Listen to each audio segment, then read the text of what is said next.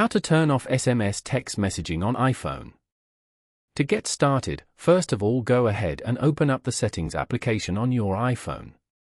Scroll down to the end and tap on Apps. You can view all your phone apps over here. Now, scroll down through the list until you find and tap on Messages. This will take you to the Settings page specifically for the Messages app. Here, scroll down to the bottom of the screen and find an option called Send as Text Message. Simply tap the toggle switch next to it to turn this feature off. This feature now won't be able to automatically send your message as a standard SMS. This way, you get more control over your experience with the device and how you use it.